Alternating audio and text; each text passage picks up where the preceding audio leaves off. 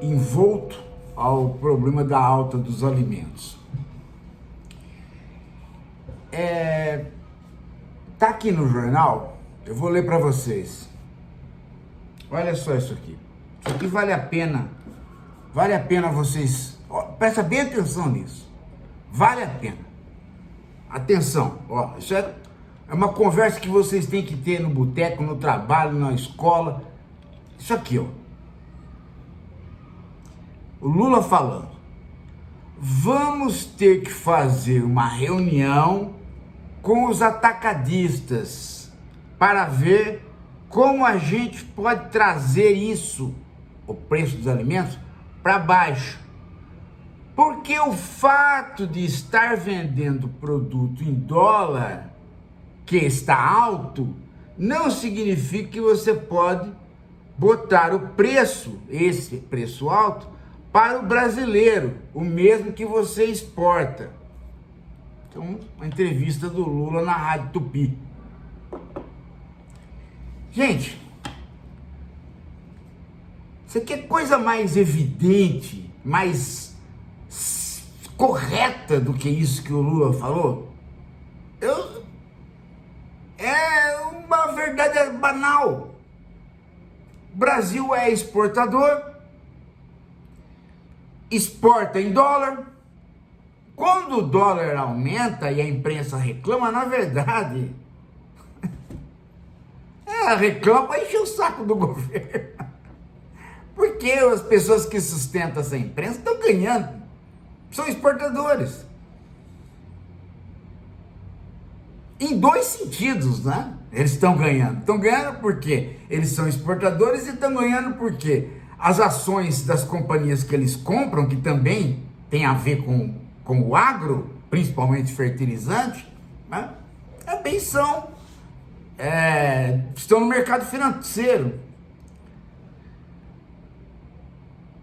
Então, de certo modo, o problema do governo agora, de imediato, não são as elites, são a população mais pobre, que é, de certo modo, a base eleitoral do Lula.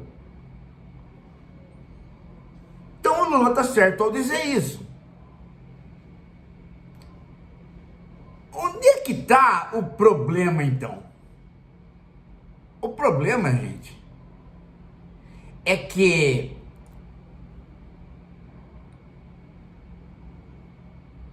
como é que você resolve essa questão tendo uma carta na manga para conversar com os atacadistas?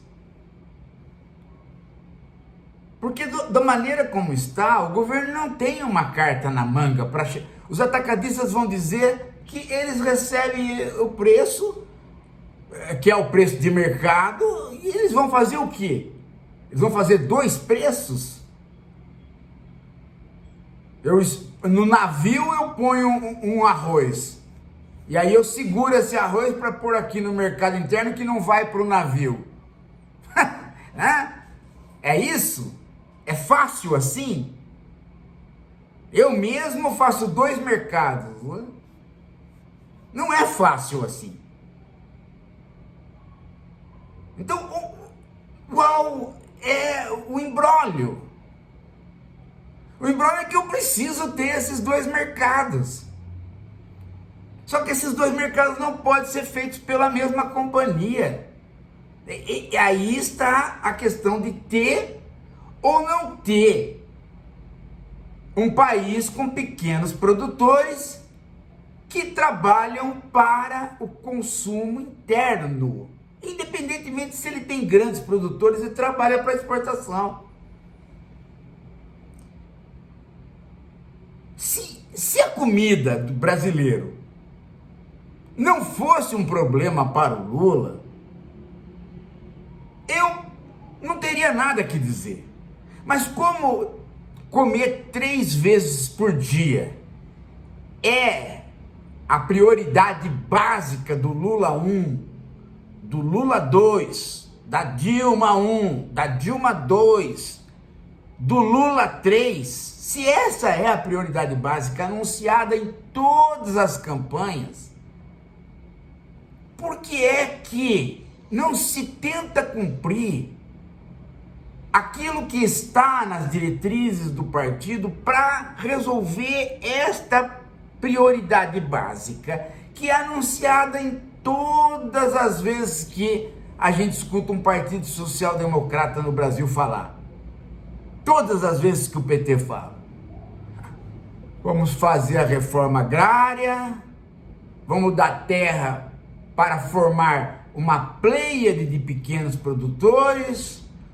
Esta pleiade de pequenos produtores vai ter um financiamento, um crédito agrícola especial do Banco do Brasil e da Caixa. E o grande produtor, o latifundiário, exporta no dólar, o pequeno produtor vende para o consumo interno, inclusive via estoques reguladores que o governo pode comprar. Ou vende direto ou tem estoque regulador. Veja, minha mãe compra mamão, eu também compro mamão. A gente não compra mamão no supermercado. A gente compra mamão do carinha que tem, né, uma Kombi, em alguns lugares até carroça, em alguns lugares um fruteiro, mas que, né, do pequeno produtor. Na época de mamão, tem aquele mamão melhor do que o do mercado. Não tem comparação, o gosto não tem comparação, e nem o preço. Às vezes o do mercado é mais barato, mas não compensa. É um mamão que você vai jogar fora. É um mamão que você come um pedaço, é outro pedaço. Você põe ali, chama o sabiá vem, sobe no mamão, balança no mamão e começa a gritar. A Maria já vai lá e pergunta: o que aconteceu? Mamão de mercado, não vou comer. Entendeu? Ele fala. Ele fala e gospe, joga. Depois gospe. Quando você insiste, ele pega e joga no andar de baixo o mamão.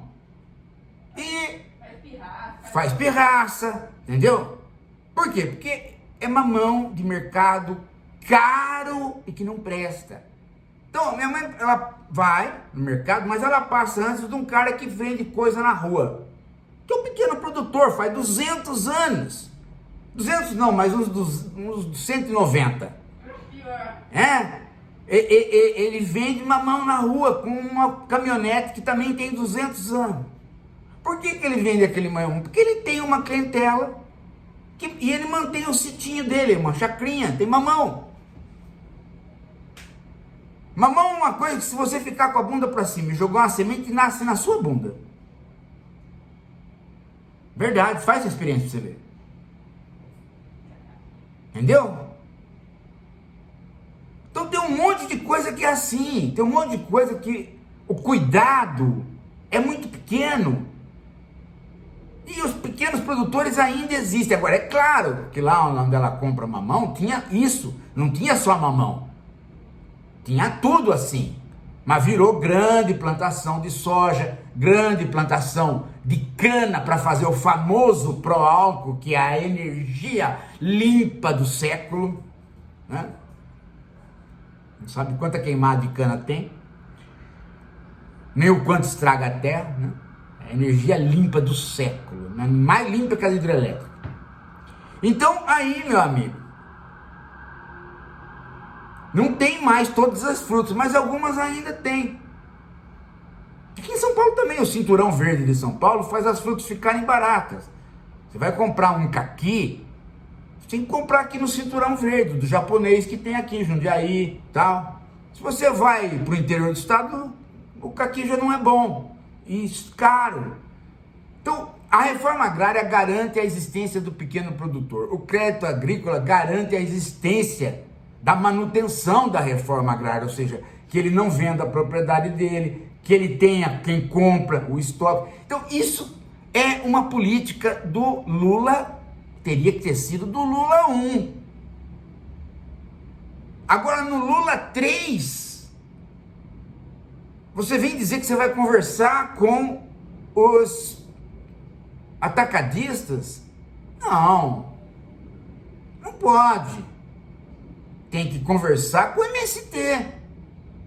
Tem que falar, ó, faltam 2 anos para as eleições. O quanto vocês fizeram de produção pequena para a gente ver se a gente consegue aumentar essa produção com crédito de maneira mais veloz. Ah, de maneira veloz não dá. Então vamos começar, que seja a médio prazo, que seja para o Lula 6. Mas começa um dia, porra. Não pode nunca começar. Tem que sempre inaugurar o Brasil de novo com a pergunta, como que faz para baixar o preço? Aí vai perguntar para os economistas. Aí os economistas respondem aquilo que ele não quer escutar, porque realmente não pode escutar, que é, você tem que parar de gastar, o Estado tem que parar de investir.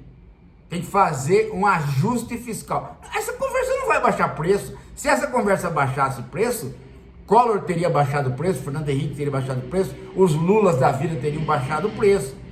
Essa conversa não abaixa preço, não é? Essa conversa é a conversa de economista que fugiu das aulas, da leitura dos clássicos, só tem econometria. Então essa conversa ele não quer escutar, e a outra ele não quer seguir, e já está no Lula 3. Então faz agora uma política do pequeno produtor, reativa a política de estoque regulador que o Bolsonaro encerrou, realiza o crédito de fato para o pequeno produtor, essas 3 medidas, e aí no Lula 6, né? Quando o Lula tiver mais ou menos uns 105, 102 anos, começa a dar resultado. Se já tivesse feito no Lula 1, já estaria dando agora. Mas nunca começa. Eu sei por que não começa. Você também sabe. É que todas as vezes que fala em reforma agrária e pequeno produtor, vem a reação do latifundiário. Vem a reação do agro. Vem a reação daqueles que não querem nem saber de pequeno produtor perto deles. Né? São as companhias de mineração, são as companhias que queimam, são os caras que compram propriedade para não fazer nada só para especular, são os produtores de gado. Eu sei. Aliás, né, sabemos agora mais ainda, porque o golpe Tabajara, segundo o Gonê, teve financiamento do agro. Então eu sei que é difícil. Eu sei que é difícil até por causa da minha idade, né? Eu vi o Jango Goulart cair quando ele falou em reforma agrária. Por um golpe chamado de 64. Já ouviram falar?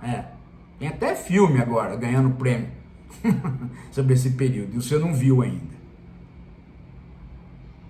Então, eu sei que é difícil, gente. Mas esse é o único caminho.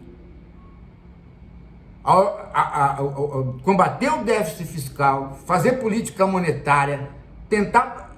Não é. E conversar com o atacadista sem ter nada a dizer, também não é. Tem que começar um trabalho sério, com a criação do pequeno produtor. Se não tiver gente que goste, que nem o Jorginho Melo, vamos fazer uma conscientização da propriedade privada. Mas o que o brasileiro mais gosta é a propriedade privada. Todo mundo quer ter a casa própria, todo mundo quer ter um terreno, todo mundo quer ter um sítio, todo mundo quer ter propriedade privada. O problema não é gostar da propriedade privada. O problema é gostar de fazer alguma coisa útil com ela, social, porque aí obedece à Constituição, que a propriedade privada no Brasil está atrelada constitucionalmente ao seu uso social, ou seja, ela não pode ser posta para especulação, ela não pode deixar parada, ela não pode ter monocultura, tem uma série de coisas que não é uso social. Bom, então vamos desapropriar a terra? Não é necessário. O pouco que você der para aquilo que já está ocioso, e às vezes até já está na mão do Estado, para o pequeno produtor, se tiver crédito, vinga.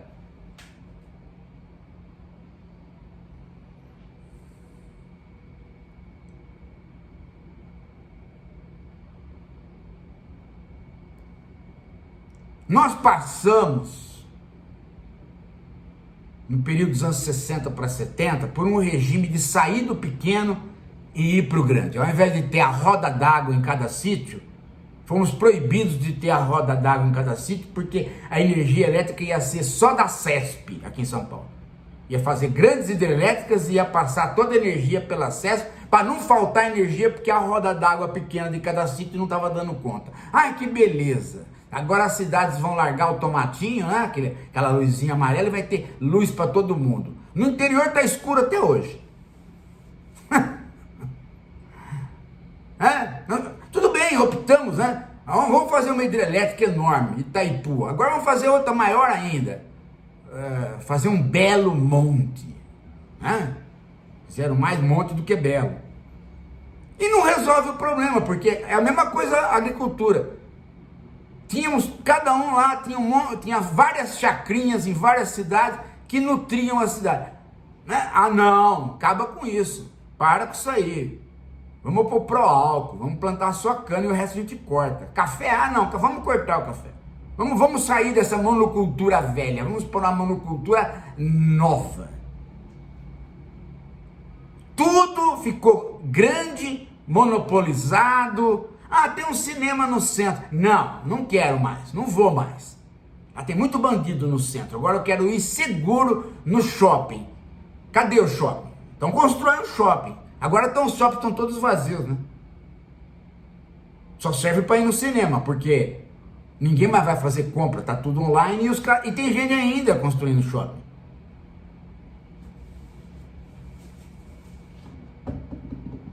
É uma baita de uma falta de planejamento de coisas, gente, que poderiam ser planejadas porque estava na cara.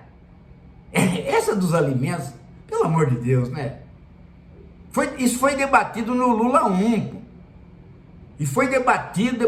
Aí veio o milagrinho, por conta das vendas de commodities, né? Deu um up. O brasileiro começou a consumir tudo. Então esquece da reforma agrária, esquece de política, esquece, já deu aí o milagrinho. Oba, o Brasil tá bombando. Lembra? Aí o problema voltou. E vai voltar, e vai voltar, e vai voltar. Se voltar com o Lula, a gente tem chance de vir aqui falar e talvez ser ouvido. Se voltar com a direita, aí pode esquecer, bicho. Porque se esse problema voltar com a direita, é fome mesmo. Não vai ninguém resolver. Como o Bolsonaro fez, ele fechou todos os silos que nós tínhamos. Ele em 2020, ele acabou com os silos, acabou com a Companhia Nacional de Abastecimento. Fechou. Ele deixou meia dúzia funcionando, não tem. O Lula entrou, falou que ia comprar arroz, só que aí não deu, por quê? Porque se ele compra, ele inflaciona o arroz. Então ele ficou esperando o melhor momento, não deu tempo. Então é uma política de médio prazo. Mas não é a que o jornal está falando. É essa que eu estou falando, porque é essa que eu estou falando, não é da minha cabeça. Não, o filósofo resolveu inventar de ser agricultor, não é. Essa é a política que todas as esquerdas falam em campanha. E é a solução, só que na hora de fazer enfrenta a resistência dos produtores grandes, enfrenta a resistência, né, de um Jorginho que quer conscientizar a população pela propriedade privada. Quer dizer, conscientizar os caras de que a propriedade privada deve funcionar sem o item da Constituição, que é a utilização social dela. Aí não dá, né? Se não tiver um pouco de embate doutrinário, ideológico, pelas forças de esquerda sobre isso, não dá. Tem condição. Vai resolver o problema de maneira imediata? De maneira imediata não vai. E quando começou aquela história da seca, porque veja, aí entra o problema climático. E o problema climático também está na pauta do PT. Tanto está na pauta do PT que houve uma conciliação entre a Marina e o Lula, estavam brigados, houve uma conciliação porque se chegou à conclusão de que a pauta climática tinha que estar presente. Então, portanto, já se sabia que ia ter problemas no Brasil de alimentos. E a gente, todo mundo falava isso. Aí, não, tem que esperar uma enchente no Rio Grande do Sul, igual em algum outro lugar, porque se não tiver 10 enchentes, aí não conscientiza. É que nem a Covid. Se não tiver 10 Covid e morrer todas as vezes 700 mil, não vai ninguém dizer que a doença é social. Vai sempre dizer que é natural e que é o médico que resolve. É uma mania, rapaz, de não querer. Quando você. É uma mania de não querer ler os programas políticos que o próprio partido faz. Essa reforma agrária é até engraçado, né? Porque tá lá no Jango lá, passa por tudo. O próprio Castelo Branco, gente. A hora que ele dá o golpe de 64 e assume, ele cria um Ministério da Reforma Agrária. Ele cria um plano de reforma agrária. Por quê? Porque não dava mais para ter um Brasil sem pequeno produtor. Só que esse é um programa que precisa ter uma continuidade. E precisa ter uma continuidade associada à política de melhoria do preço e de alimentação. Se não tem uma continuidade, então está na hora desse tipo de coisa virar programa estatal e não programa de um governo ou outro. Então, eu não consigo entender, gente. Eu não consigo entender como é que um país que todo mundo na escola aprende que foi feito a partir de capitanias hereditárias e não deu certo por conta disso, não se envolve em mudar, em sair. A carne é um problema, eu sei, porque a carne só os grandes frigoríficos é que manipulam.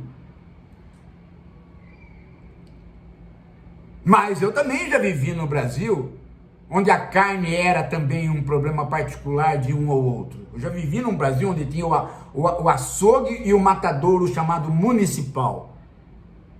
Ah, mas não pode, porque não tem higiene, tem que ser uma carne industrializada vindo... Ah, bom, então não tem jeito. Né? Porque tem jeito. Eu andava em São Paulo, tinha um cara vinha com um pedaço de gelo, cortava o abacaxi em rodela, punha em cima do gelo. Você pagava ali o quê? Né? 50 centavos.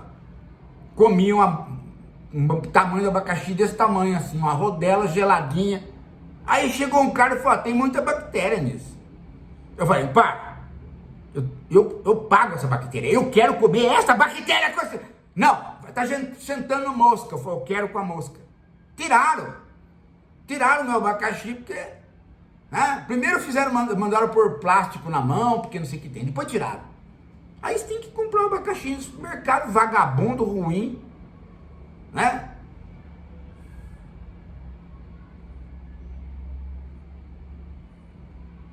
Toda hora tem alguém que inventa de que tem que ter um saneamento, só que tem um detalhe, gente. Eu ainda até hoje não sei se era melhor aquele abacaxi sem agrotóxico, que você tinha que comer naquele dia se não perdia, né? Ou esse agora que aparentemente não tem mosca sentado nele, mas que custa um absurdo e não é bom. Então, tem uma série de coisas que a gente fez em termos de se tornar uma coisa, né? E tamo aí. Vamos aí. Até o carnaval, né? Você não pode mais sair sozinho, fantasiado, sem ser num bloco. Senão você vai preso. Pensa que é ladrão que tá mascarado. Tudo tem que ser coletivo, tudo tem que ser grande, tudo tem que estar sobre uma uma fiscalização que não sei aonde, e não resolve. E não resolve. Então, já que tudo tem que ser grande, faz uma coisa grande para o pequeno. Né? Não tem o MST e as pedindo para sentar. Assenta e faz grandes cooperativas. Faz uma coisa grande com o pequeno, organizado. Senão, vai passar um século e lá no Lula 7, no Lula 8, né? O Lula com 300 anos, ele, o vice, nem será mais o Alckmin, será uma tartaruga também, os dois, de 300 anos. Aí, nós vamos fazer a política do pequeno produtor. O pequeno produtor, ele vai alimentar todo mundo. Como é nos Estados Unidos, como é no Cinturão Verde em São Paulo, e vocês vão ver como todo dia o brasileiro vai comer três pratinhas de sopa no dia. Você vai ver. Nós estamos fazendo. Aí vai ser isso no Lula 7. Entendeu? E no Lula 7, muito provavelmente, só eu e o Lula vamos estar vivos. Vocês todos vão morrer, que nem o Bolsonaro falou. Todo mundo morre. Saco, meu. É gozado dessas coisas, né? Enche o saco, pô, enche o saco. Tô desde pequeno, desde moleque, escutando que o Brasil vai ser o país do futuro. Ah, tomar no rabo, porra. Tá enchendo o saco já, sabe? Porque se não tivesse solução, tudo bem, mas tem algumas coisas que tem. Tem algumas coisas que tem. E tem certas coisas que dá para enfrentar. Essa de enfrentar o agronegócio para poder fazer a política do pequeno produtor, essa dá para enfrentar, não é um bicho de sete cabeças. Daqui a pouco a gente volta.